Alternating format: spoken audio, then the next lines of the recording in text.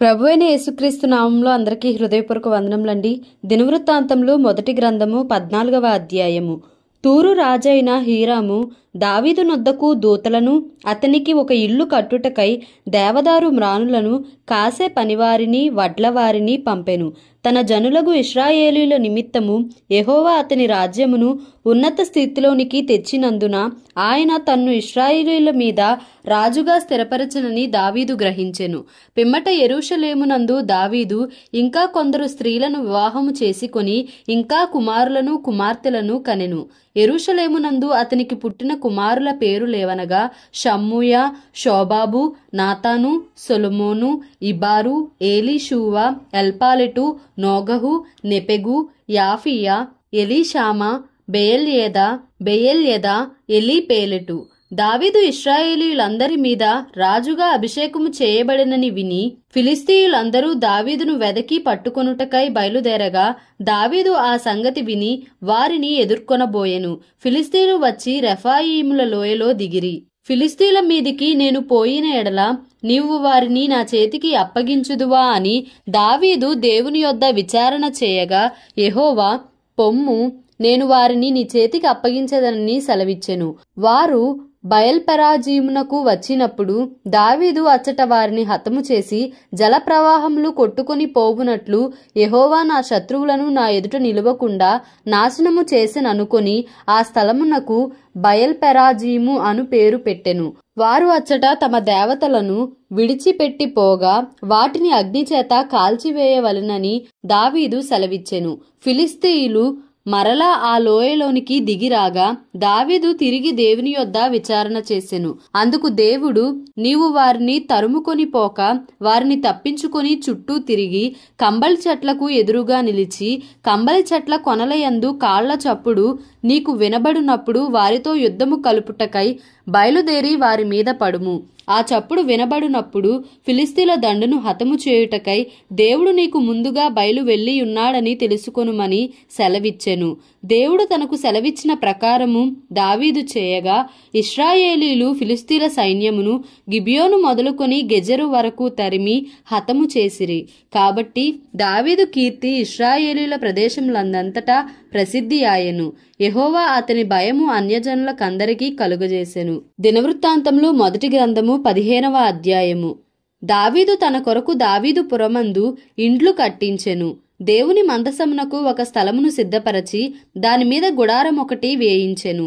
మందసమును ఎత్తుటకును నిత్యము తనకు సేవ చేయుటకును యెహోవా లేవీలను ఏర్పరచుకొనెనని చెప్పి వారు తప్ప మరి ఎవరునూ దేవుని మందసమును ఎత్తకూడదని దావీదు ఆజ్ఞ ఇచ్చెను. అంతట దావీదు తాను యెహోవా మందసమునకు సిద్ధపరచిన స్థలమునకు దాని తీసుకొని వచ్చుటకై ఇశ్రాయేలీయులనందరినీ యెరూషలేమునకు సమాజముగా కూర్చెను. అహరోను సంతతి వారిని లేవీయులైన కహాతు సంతతి వారి అధిపతియగు ఊరియేలును వాని బంధువులలో 120 మందిని, మెరారీయులలో అధిపతి అయిన అషాయాను వాని బంధువులలో 220 మందిని, గెర్షోను సంతతి వారికి అధిపతియగు యోవేలును వాని బంధువులలో 130 మందిని, ఎలీషాపాను సంతతి వారికి అధిపతియగు షమయాను వాని బంధువులలో 200 మందిని, హెబ్రోను సంతతి వారికి అధిపతియగు ఎలీయేలును వాని బంధువులలో 80 మందిని, ఉజ్జీయేలు సంతతి వారికి అధిపతియగు అమ్మీనాదాబును వాని బంధువులలో 112 దావీదు సమకూర్చెను. అంతటా దావీదు యాజకులైన సాదోకును అబ్యాతారును, లేవీయులైన ఊరియేలు, అషాయా, యోవేలు, షమయా, ఎలీయేలు, అమ్మీనాదాబు అను వారిని పిలిపించి వారితో ఇట్లనెను, లేవీయుల పితరుల సంతతులకు మీరు పెద్దలై ఉన్నారు. ఇంతకు ముందు మీరు ఇశ్రాయేలీల దేవుడైన యెహోవా మందసమును మోయక యుండుట చేతను మనము మన దేవుడైన యెహోవా యొద్ద విధిని బట్టి విచారణ చేయకుండుట చేతను ఆయన మనలో నాశనము కలుగజేసెను. కావున ఇప్పుడు మీరును మీ వారును మిమ్మును మీరు ప్రతిష్ఠించుకొని నేను ఆ మందసమునకు సిద్ధపరచిన స్థలమునకు దాని తేవలెను. అప్పుడు యాజకులను లేవీయులను ఇశ్రాయేలీల దేవుడైన యెహోవా మందసమును తెచ్చుటకై తమ్మును తాము ప్రతిష్ఠించుకొనిరి. తరువాత లేవీయులు యెహోవా సెలవిచ్చిన మాటను బట్టి మోషే ఆజ్ఞాపించినట్లు దేవుని మందసమును దాని దండెలతో తమ భుజముల మీదికి ఎత్తికొనిరి. అంతట దావీదు, మీరు మీ బంధువులగు పాటకులను పిలిచి స్వరమండలములు, సితారాలు, తాళములు, లోనగు వాద్య విశేషములతో గంభీర ధ్వని చేయుచు సంతోషముతో స్వరములెత్తి పాడునట్లు ఏర్పాటు చేయుడని లేవీల అధిపతులకు ఆజ్ఞ ఇచ్చెను. కావున లేవీయులు యోవేలు కుమారుడైన హేమానును వాని బంధువులలో బెరెక్యా కుమారుడైన ఆసాపును తమ బంధువులగు మెరారీయులలో కూషాయాహు కుమారుడైన ఏతానును వీరితో కూడా రెండవ వరుసగానున్న తమ బంధువులైన జకర్యా, బేను, యహజియేలు, షెమీరామోతు, యెహీయేలు, ఉన్ని, ఏలియాబు, బెనాయా, మయషేయ, మత్తిత్య, ఎలీప్లేహు, మిక్నేయాహులను వారిని ద్వారపాలకులగు ఒబేదోదోమును యెహీయేలును పాఠకులనుగా నియమించిరి. పాఠకులైన హేమానును ఆసాపును ఏతానును పంచలోహముల తాళములు వాయించుటకు నిర్ణయింపబడిరి. జకర్యా, అజీయేలు, షెమీరామోతు, యెహీయేలు, ఉన్ని, ఏలియాబు, మయషేయ, బెనాయా అనువారు హెచ్చు స్వరము గల స్వరమండలములను వాయించుటకు నిర్ణయింపబడిరి. మరియు మత్తిత్య, ఎలీప్లేహు, మిక్నేయాహు, ఒబేదోదోము, యెహీయేలు, అజజ్యాహు అనువారు రాగమెత్తుటకును సితారాలు వాయించుటకును నిర్ణయింపబడిరి. లేవీయులకు అధిపతి అయిన కెనన్య పాటలు పాడుటయందు నేర్పు గలవాడైనందున అతడు పాట క్రమము నేర్పుటకై నియమింపబడెను. బెరెక్యాయును ఎల్కానాయును మందసమునకు ముందు నడుచు కావలివారుగాను, షెబన్యా, యెహోషాపాతు, నెతనేలు, అమాషై, జకర్యా, బెనాయా, ఎలీయెజరు అను యాజకులు దేవుని మందసమునకు ముందు బోరలు ఊదువారుగాను, ఓబేదోదోమును యెహీయాయును వెనుక తట్టు కనిపెట్టువారుగాను నియమింపబడిరి. దావీదును ఇశ్రాయేలీల పెద్దలను సహస్రాధిపతులను యెహోవా నిబంధన మందసమును ఒబేదోదోము ఇంటిలో నుండి తెచ్చుటకై ఉత్సాహముతో పోయిరి. యెహోవా నిబంధన మందసమును మోయు లేవీయులకు దేవుడు సహాయము చేయగా వారు 7 కోడెలను 7 గొర్రె పొట్టేళ్లను బలులుగా అర్పించిరి. దావీదును మందసమును మోయు లేవీయులందరును పాఠకులను పాఠకుల పనికి విచారణకర్తయగు కెనన్యాయును సన్నపు నారతో నేయబడిన వస్త్రములు ధరించుకొని యుండిరి. దావీదును సన్నపు నారతో నేయబడిన ఏఫోదును ధరించి యుండెను. ఇశ్రాయేలీయులందరును ఆర్భాటము చేయుచు కొమ్ములు బూరలు ఊదుచు తాళములు కొట్టుచు స్వరమండలములు సితారాలు వాయించుచు యెహోవా నిబంధన మందసమును తీసుకొని వచ్చిరి. యెహోవా నిబంధన మందసము దావీదు పురములోనికి రాగా సౌలు కుమార్తె అయిన మీకాలు కిటికీలో నుండి చూచి రాజైన దావీదు నాట్యమాడుటయు వాయించుటయు కనుగొని తన మనస్సులో అతని హీనపరచెను. దినవృత్తాంతములు మొదటి గ్రంథము 16వ అధ్యాయము. ఈ ప్రకారము వారు దేవుని మందసమును తీసుకొని వచ్చి దావీదు దాని కొరకు వేయించియున్న గుడారము నడుమను దాని ఉంచి దేవుని సన్నిధిని దహన బలులను సమాధాన బలులను అర్పించిరి. దహన బలులను సమాధాన బలులను దావీదు అర్పించి చాలించిన తరువాత అతడు యెహోవా నామమున జనులను దీవించి పురుషులకేమి స్త్రీలకేమి ఇశ్రాయేలీయులందరిలో ఒక్కొక్కరికి ఒక రొట్టెను ఒక భక్ష్యమును ఒక ద్రాక్ష పండ్ల ఆడను పంచిపెట్టెను.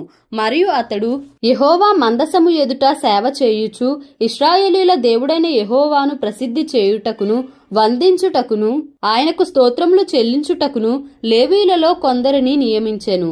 వారిలో ఆసాపు అధిపతి, జకర్యా అతని తరువాతివాడు, యెహీయేలు, షెమీరామోతు, యెహీయేలు, మత్తిత్య, ఏలీయాబు, బెనాయా, ఒబేదోదోము, యెహీయేలు అనువారు స్వరమండలములను సితారాలను వాయించుటకై నియమింపబడిరి. ఆసాపు తాళములను వాయించువాడు. బెనాయా, యహజియేలు అను యాజకులు ఎప్పుడునూ దేవుని నిబంధన మందసము ఎదుట బోరలు ఊదువారు. ఆ దినమందు యెహోవాను స్తుతి చేయు విచారణను ఏర్పరచి దావీదు ఆసాపు చేతికిని వాని బంధువుల చేతికిని దానిని అప్పగించెను. ఆ స్తుతి విధమేదనగా యెహోవాకు కృతజ్ఞతాస్తుతులు చెల్లించుడి, ఆయన నామమును ప్రకటన చేయుడి, ఆయన కార్యములను జనములలో తెలియజేయుడి, ఆయనను గూర్చి పాడుడి, ఆయనను కీర్తించుడి, ఆయన అద్భుత క్రియలన్నిటిని గూర్చి సంభాషణ చేయుడి, ఆయన పరిశుద్ధ నామమును బట్టి అతిశయించుడి. యెహోవాను వెదకువారు హృదయమునందు సంతోషించుదురుగాక. యెహోవాను ఆశ్రయించుడి, ఆయన బలమును ఆశ్రయించుడి, ఆయన సన్నిధి నిత్యము వెదకుడి. ఆయన దాసులగు ఇశ్రాయేలు వంశస్థులారా, ఆయన ఏర్పరచుకొనిన యాకోబు సంతతి వారలారా, ఆయన చేసిన ఆశ్చర్య కార్యములను జ్ఞాపకము చేసుకొనుడి. ఆయన సూచక క్రియలను, ఆయన నోటి తీర్పులను జ్ఞాపకము చేసుకొనుడి. ఆయన మన దేవుడైన యెహోవా, ఆయన తీర్పులు భూమి అందంతటా జరుగుచున్నవి. మీ సంఖ్య కొద్దిగాను, మీరు స్వల్ప సంఖ్య గల జనులుగాను, కనాను దేశంలో అన్యులుగాను ఉండగా కొలవబడిన స్వాస్థ్యముగా దాన్ని నీకిచ్చెదనని ఆయన అబ్రహాముతో చేసిన నిబంధనను, ఇస్సాకుతో చేసిన ప్రమాణమును, ఏర్పాటును నిత్యము జ్ఞాపకముంచుకొనుడి. 1000 తరముల వరకు ఆ మాట నిలుచునని ఆయన సెలవిచ్చెను. యాకోబునకు కట్టడగాను, ఇశ్రాయేలునకు నిత్య నిబంధనగాను ఆయన ఆ మాటను స్థిరపరచియున్నాడు. వారు జనము నుండి జనమునకును, రాజ్యము నుండి రాజ్యమునకును తిరుగులాడుచుండగా నేను అభిషేకించిన వారిని ముట్టవలదనియు, నా ప్రవక్తలకు కీడు చేయవద్దనియు సెలవిచ్చి ఆయన ఎవరినైనను వారికి హింస చేయనీయలేదు. వారి నిమిత్తము రాజులను గద్దించెను. సర్వభూజనులారా, యెహోవాను సన్నుతించుడి, అనుదినము ఆయన రక్షణను ప్రకటించుడి. అన్యజనులలో ఆయన మహిమను ప్రచురించుడి. సమస్త జనములలో ఆయన ఆశ్చర్య కార్యములను ప్రచురించుడి. యెహోవా మహాఘనత వహించినవాడు, ఆయన బహుగా స్తుతి నొంద తగినవాడు. సమస్త దేవతల కంటే ఆయన పూజ్యుడు. జనముల దేవతలన్నీయు వట్టి విగ్రహములే. యెహోవా ఆకాశ వైశాల్యమును సృజించినవాడు. ఘనతా ప్రభావములు ఆయన సన్నిధిని ఉన్నవి. బలమును సంతోషమును ఆయన యొద్ద ఉన్నవి. జనముల కుటుంబములారా, యెహోవాకు చెల్లించుడి. మహిమ బలమును యెహోవాకు చెల్లించుడి. యెహోవా నామమునకు తగిన మహిమను ఆయనకు చెల్లించుడి. నైవేద్యములు చేతపుచ్చుకొని ఆయన సన్నిధిని చేరుడి. పరిశుద్ధాలంకారములగు ఆభరణములను ధరించుకొని ఆయన ఎదుట సాగిలపడుడి. భూజనులారా, ఆయన సన్నిధిని వణకుడి. అప్పుడు భూలోకము కదలకుండను, అప్పుడది స్థిరపరచబడును. యెహోవా ఏలుచున్నాడని జనములలో చాటించుడి. ఆకాశములు ఆనందించునుగాక, భూమి సంతోషించునుగాక, సముద్రమును దాని సంపూర్ణతయు ఘోషించునుగాక, పొలములను వాటి యందుండు సర్వమును సంతోషించునుగాక. యెహోవా వేంచేయుచున్నాడు, భూజనులకు తీర్పు తీర్చుటకై యెహోవా వేంచేయుచున్నాడు. మన వృక్షములు ఆయన సన్నిధిని ఉత్సహించును, వనవృక్షములు ఆయన సన్నిధిని ఉత్సహించును. యెహోవా దయాళుడు, ఆయన కృప నిరంతరముండును. ఆయనను స్తుతించుడి. దేవా మా రక్షక, మమ్మును రక్షించుము, మమ్మును చేర్చుకొనుము.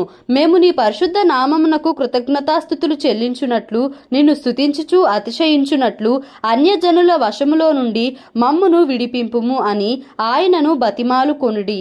ఇశ్రాయేలీలకు దేవుడైన యెహోవా యుగములన్నిటను స్తోత్రము నొందునుగాక. ఇలాగున వారు పాడగా జనులందరూ ఆమేన్ అని చెప్పి యెహోవాను స్తుతించిరి.